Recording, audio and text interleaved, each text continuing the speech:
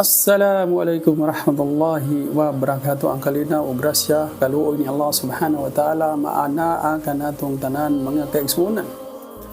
Mato ni Allah subhanahu wa ta'ala, og ayaw kamo palingla sa manliling lang na si Satanas. Mahitungod kang Allah subhanahu wa ta'ala. So, mga igsuon, giwarningan kita ni Allah subhanahu wa ta'ala nga dili kita magpalinlang ni Satanas. O karon diha sa atong palibot nagkadaghan ang mga panglingla. But pasabot na nagtuo ka nga tinuod pero dili diay usa ka lingla o patibong. Nagkadaghan ang relihiyon nga mitungha karon. So ang ilang basihan mga kaigsuonan, Mateo 16:18 nga nag-ingon, ikaw Pedro, ibabaw ni ining bato pagatukuron ko ang akong iglesia. So kini nga bersikulo mga kaigsuonan, ang atong mga kaigsuonan nga mga Kristiyanos nagasalig niini nga si Hesukristo kuno nagatukod og relihiyon. Kini nga verse. So kung atong tan-awon mga kaigsuonan, mura pog tinuod. Yan naman, pagatukuron ko ang akong iglesia, I will build my church. So pagatukuron ko ang akong simbahan, sa Bisaya pa. Pero kung atong tan-awon, matod pa sa mga Kristiyano, ang original sa ilang Bible is Greek. So atong tan-awon, unsay giistorya dito, kining pulo nga, I will build my church. Ang gigamit diri is iglesia. Makita nimo, imong i-search sa Google, imong makita dito na ang uban gigamit og iglesia. Kini nga pulong iglesia, inunungan kini nga Kastila. So ang gigikanan ini is Greek na ecclesia. So sa ato pa, kung atong tan-awon sa etymology, study of origin of words, ang ecclesia sa Grego, kung atong i-translate is congregation.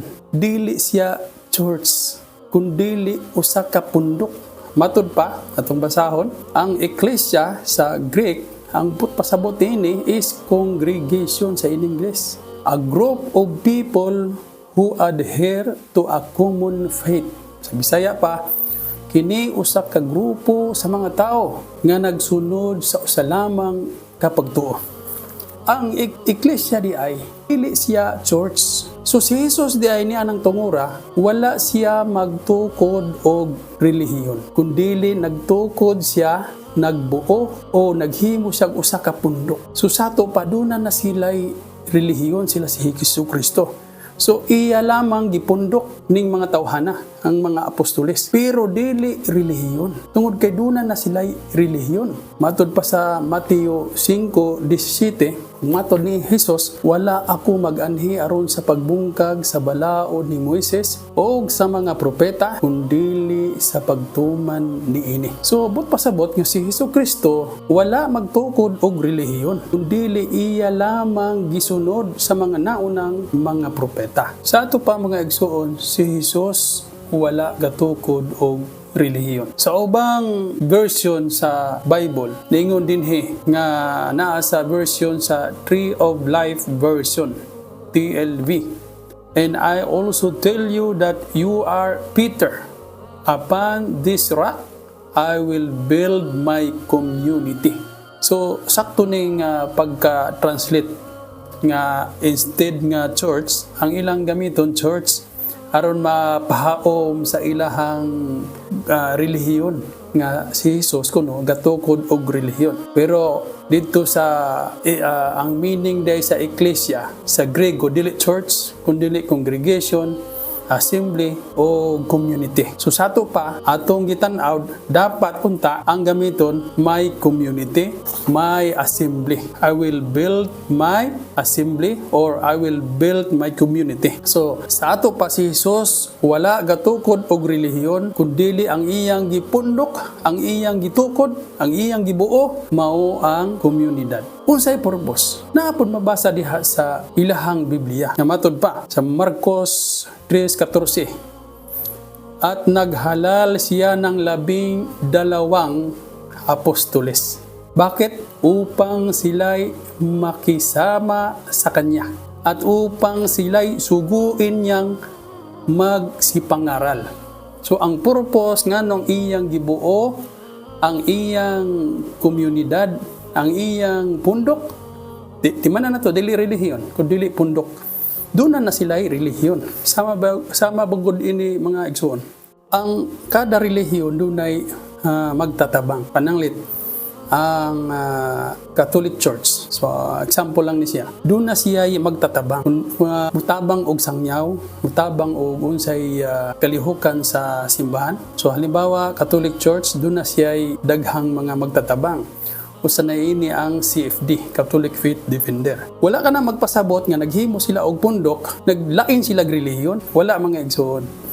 Kundili, naghimo sila laing pundok, never nga relihiyon. Pundok, aron, matod pa sa ilahang Bible, Marcos 3:14, upang suguin itong mga apostolos na to, aron tabang sa pagsangyaw, sa pagpangaral, kung unsay revelasyon na moabot kay Jesus. Dili relihiyon ang gitukod ni Jesus, mga igsoon. So, ang leader nila, si Peter, si Pedro. Sa timanan nato dili relihiyon. So kung dunay mag-angkon nga asa mabasa ang imuhang pagmatuod nga kana gitukod ni Kristo, Mateo 16:18, ayaw mo katuan na dili na relihiyon ang gimin ana, kundi gatukod og pundok para mutabang kang Jesus. Naapot sa balaanong Quran sa chapter 61 verse 14. Si Allah subhanahu wa ta'ala nagpahinumdom na si Jesus nagsulti niini. Sino ba ang aking mga tagapagtaguyod para sa landas ni Allah? Ang mga apostoles ay sumagot, kami ay tagapagtaguyod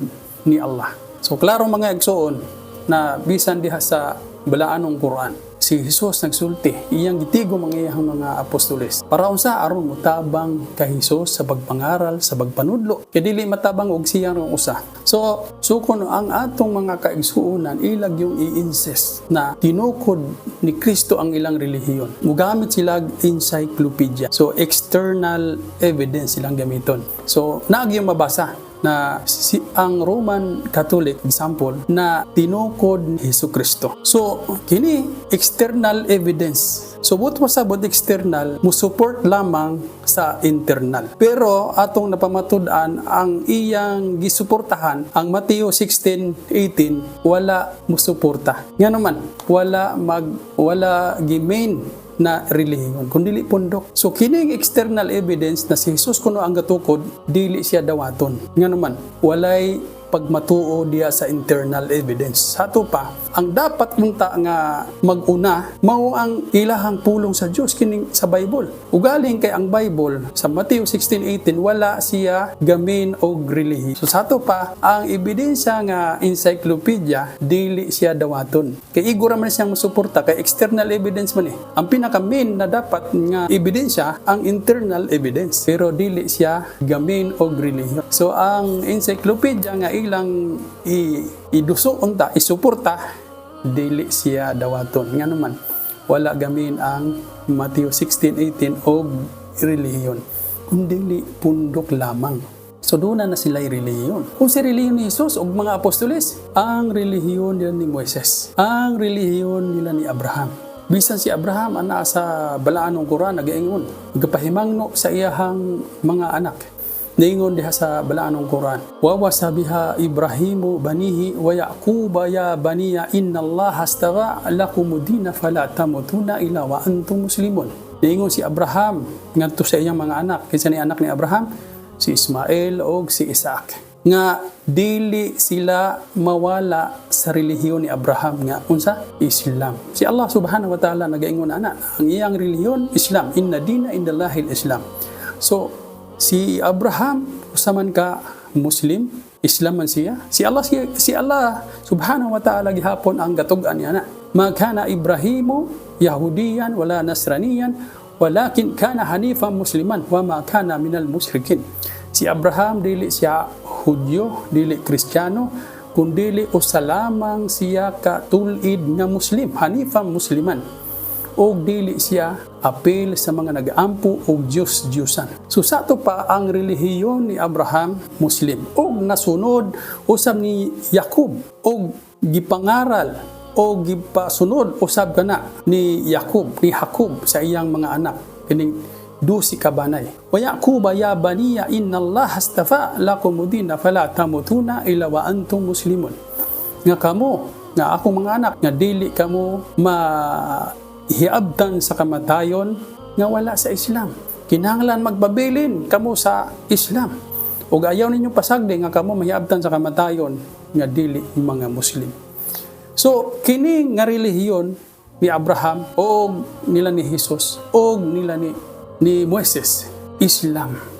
O sa Mateo 5:17, wala ako mag-anhi dinhi aron sa pagguba sa balao ni Moises o sa mga propeta kundi sa pagtuman niini. So pag matuod nga si Jesus, wala gatukod og relihiyon.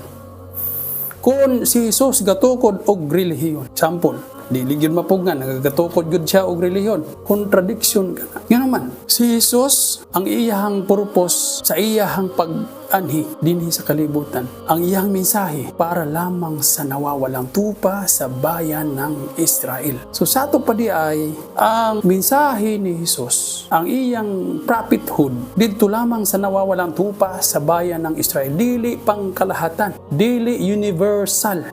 Sa ato pa sa Grego, Katolikos, o sa ato pa kanang simbahan nila karon Katoliko, universal daw. So dili, si Jesus mismo nagsulti na mabasa sa Mateo 15:24. Ako'y sinugo lamang sa nawawalang tupa sa sambayanan ni Israel. So klaro kayo mga kaigsuonan nga si Jesus para lamang sa nawawalang bayan ng Israel, dili sa tibuok kalibutan. O mo-insist gyapon ning atong mga kaigsuonan. Kay naampoy mabasa diha sa ilahang Biblia 19 atong basahon. Dahil dito'y magsiyaon nga kayo, ingon ko si Jesus sana, at gawin ninyong mga alagad ang lahat ng mga bansa, na sila'y inyong bautismuhan sa ngalan ng Ama at ng Anak at ng Espiritu Santo. So, mao ni ilang pagmatuod nga si Jesus kuno gasugo nga isang yaw ang iyahang mensahe, ang maayong balita sa tanang kanasuran. Kini mga igsuon, si Santo Papa Joseph Ratzinger o Pope Benedict XVI nagbulgar niini nga kana nga verse gi-insert, gisingit niadto kunong 1st century or 2nd century. Nga naman, aron pagsuporta sa ilahang pagtuong Trinity. Nga sa ato pa, kini nga verse dili siya ang ngayan nga tuhuan. Kay gi-insert ako nun matod pa ni Pope Benedict XVI. Na nasa ilahang The Catholic Encyclopedia, Volume 2, page 263. So, sa ato pang kaigsuonan, tinuod ang giingon ni Jesus na siya ay pinadala sa nawawalang tupa sa bayan ng Israel, dili sa tibuok o kalibutan. Nga naman, si Ratzinger na ang nagsulti nga kadtong Mateo 28:19 gi-insert. So, pwede pa daing mag-insert aron lang mo suporta sa ilahang relihiyon o sa ilahang pagtuo. So, sama ng iglesia, nakabutang iglesia, nya ilang i-translate og simbahan. Church, na dili maday church, dili simbahan, dili komunidad. So, tanawa ang ilahang kabag-uhan, pwede nilang baguhon aron paglingla sa katawhan. Og sila ang nagkadindiin og debate niini nga sila kuno tinukod ni Kristo.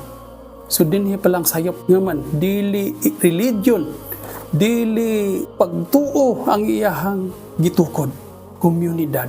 Duna na sila pagtuo, duna na sila relihiyon. Mao kini ang Islam. So atong napamatud-an mga kaigsuonan nga ang relihiyon sa mga apostoles, ang relihiyon sa mga propeta, ang relihiyon ni Jesus, Muslim, o gatukod lamang siya komunidad, dili relihiyon ang iyang itukod. So, inaot unta nga kini moabot sa ilang mga kasing-kasing o matunaan nila ang tinuod nga relihiyon ni Jesus nga mao ang Islam.